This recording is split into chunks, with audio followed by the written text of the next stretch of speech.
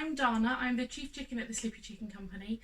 I'm doing a blog post today for Patterns for Pirates, and we're going to be talking about how you can use a projector in your sewing room to cut out the paper pattern pieces so that you don't need to use them anymore.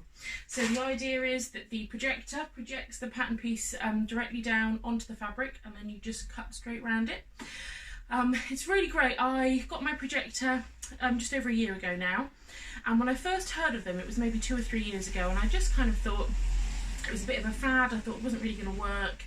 I thought it'd be a bit unwieldy and a bit clunky in the sewing room, maybe a bit too high tech for me. And then I did a bit more research and finally decided to give it a go last year, and honestly I haven't looked back. So the idea behind today is to give you a kind of a brief rundown with just the basics really of how it works, and just give you an idea of what it looks like, and just go through with you some of the kind of the pros and the cons of using a projector for your sewing. So hopefully you find it useful. Let me know if you do, and I will see you again in just a second with my setup. Hiya! Okay, so here we are again. I am just going to quickly run through with you my setup. So my cutting table is an old dining table that's lifted up on kind of 6-7 inch risers, so it's a little bit higher. It's an easier height for cutting. I've got a Toshiba laptop. It's not very snazzy, but it's the one I use for bringing up all of my patterns on Adobe Acrobat Reader, and use the same program for projecting as you do for actually printing and cutting them out, which is fab. Then my laptop is connected to my projector with an HDMI cable that just plugs in from one to the other. Some people use a Chromecast. It depends on the particular machine you have, but you'll need some way of connecting the laptop to the projector. And then the projector I've got is an Epson 485WI. It's an ultra short throw projector, which means rather than being mounted on the ceiling, which I didn't want to do because of overhead lights and things, it's kind of put on a pedestal basically next to my table, and it projects down onto the table. So some people have them at the end of a table on a stand, other people have them on like a rack, a bit like my fabric shelves there, sitting next to the table to project down. I just handily have a little mantelpiece, so that's where mine sits. I'm going to turn it on.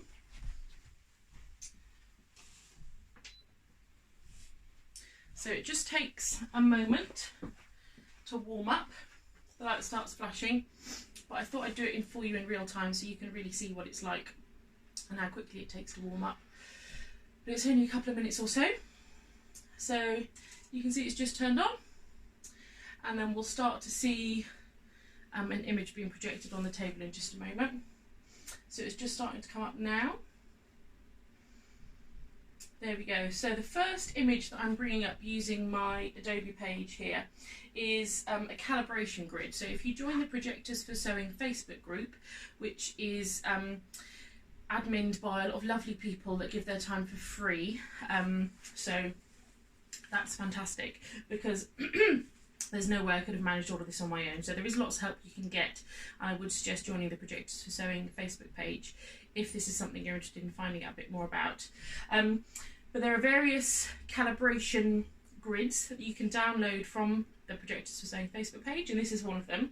And this is how you work out if your machine is actually projecting at the right size, because obviously you need to be projecting at the right size so the pattern pieces you cut out are also going to be the right size. So I've just brought this up for you, and the zoom, so you can see here on a zoom, Adobe, there's a little zoom percentage, and this is saying 25%. And then what you do is you grab a tape measure. My daughter's little owl stolen it. And then you would measure the lines. I'm just going to bring this down a bit. So you can see this box here is supposed to measure 20 centimetres down by 40 centimetres across. There are obviously calibration grids that you can get that are in inches as well, but I am in the UK and I use centimetres. So I'm going to check it, and I can say quite clearly that that is measuring 66 centimetres, and therefore this is too big. I need to make it smaller. Now, I know from trial and error, I've got a little number there on a piece of paper that's stuck on my projector, and it says 15.2. So if I come over here to the zoom on Adobe and I delete that and I put in 15.2%, I know that that is the size my projector needs to be projecting at with the zoom on Adobe for it to be the right size. And then you can take your tape measure, and I'll just come to the other side so I don't get in the way, and then you literally just measure the boxes to make sure they're measuring the right amount, and you would measure lengthways as well. If I try and do that now, I'm going to get in the way of the camera. But if you have a look at the written blog post that goes with this video, there are lots of stills in it that show you how to take all the measurements. But you would measure the sizes of the boxes here on the grid. Depends on the size of your cutting area as to how much of the grid you can get on. Obviously, some people have a much smaller projection area. I'm quite lucky with this ultra short throw projector that I get a really big space for cutting. Some people have got a much smaller space because their projectors are ceiling mounted and they're quite a bit closer to their cutting table. But you measure it out, and then once you know you've got the right size, 15.2% for me. Okay, so now I've come back into the second file. So we've finished using the rectangles calibration, and we've gone into the pattern of the peg legs, which is what I'm going to be showing you today. When you first bring it up, you obviously go into the layers and you deselect the other sizes. So for example, you would normally have all the other sizes showing. So you'd go through and as normal, you deselect the sizes that you don't want. So I'm just showing the +2x size. At the bottom of the layers is two other options. One that says 2x2 inch grid and one that says 4x4 inch grid. And they are the grid of lines. I'm just going to deselect it. That shows you, again, how big your file is. Projecting. So at the top you can see just here on the projected image, it's brought the peg legs up at 21.5%. Now we just worked out over here on the calibration grid that I needed to use 15.2% to get it at the right size. So I'm going to come back in and I'm going to change that to 15.2. There we go. And now this should be projecting the peg legs pattern at the right size for me. And what you can do to double check that is you can use the grid that Judy's really handily added onto all the projector files. I'm obviously going to use the centimetres today because I'm in the UK, but the inches is also there as well, for those of you that prefer inches. And you will very simply measure across and make sure that those individual boxes are all measuring 4 centimetres each across the length of your pattern. And you would do the same vertically as well. So you would do that here, and you would also do it on the other side as well. You need to make sure that it's all measuring at the right size across the pattern. Then, once you've got it set at the zoom you suggested, using the calibration grid, and you've double checked the calibration using the grid that Judy includes with the projector file, you can then deselect that grid and get rid of it, and then you're just left with the actual pattern piece that you're going to be using. Now, as you can see, the pattern piece, obviously it's peg legs, so they're quite long, is coming off the bottom of my projector. So if I were to bring my cutting mat down, you can see it's still projecting down here. I need to get this on my cutting table, but I need to have it running this way instead. So what I'm going to do is get rid of the layers for a start, and then you can come up at the top of your Adobe. You have a button that says View next to your file and Edit. So you go into View, then Rotate View, and I'm just going to pick counterclockwise, and this image is now going to flip. So it's going the other way. There we go. So now I've got the length of the pegs running across my cutting board, but still I have the issue whereby the top of the pattern is just, can you see it's not quite reaching, and I can't bring it any further that way. That's as far as it goes. So what you can do if you have a really big projected image like I have here with this ultra short throw is you can add a buffer around the outside edge of your PDF file, which gives you a bit more space for manoeuvrability. If you've got a smaller projected image, you're not going to have to worry about this so much. If you've got a larger projected image like me, then you can add a buffer on. So there is a free piece of software you can use called Sedja. It's sedja.com, so it's SEDJA, and I'll put more links to that in the written blog post that accompanies this video.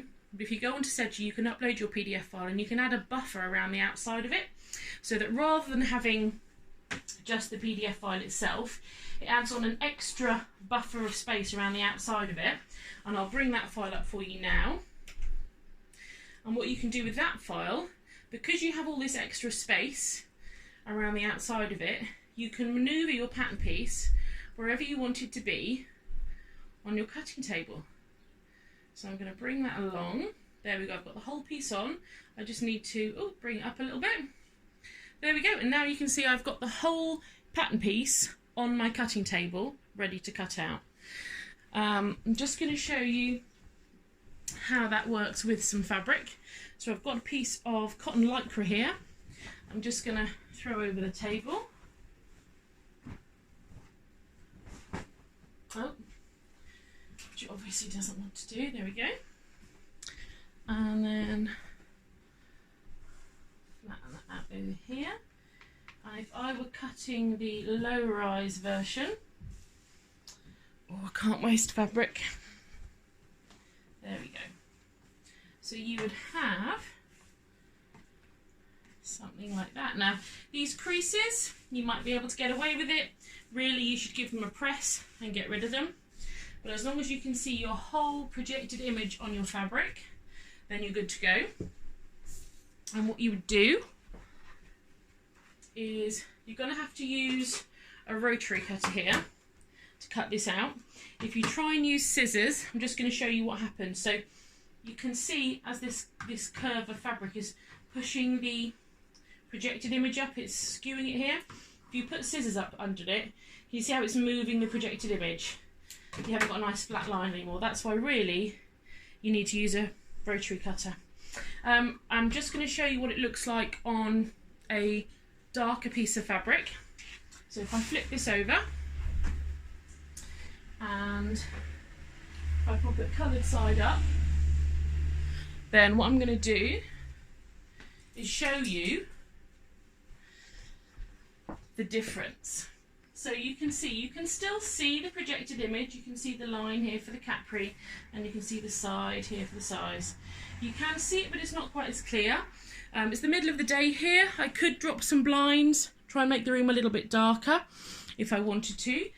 The other option is you can just use a piece of white paper, and what you'll do is you'll move a piece of white paper along in front of your rotary blade so that you can see more easily the line that you're going to be cutting. It's a really quick and easy way of just getting a slightly clearer image when you're cutting out a projected image onto a colourful fabric like this. If you're using something like a black and you had a dark cutting line, it's going to be quite difficult to see. Some of the pattern lines you can reverse the colours, change white to black, etc. But if you've got coloured lines like here, the easiest way really is just to get a piece of paper out. Makes it much quicker and easier. Hopefully that has given you an idea of how your projector works, or how your projector could work if you wanted to get involved. As I say, there are different types of projectors.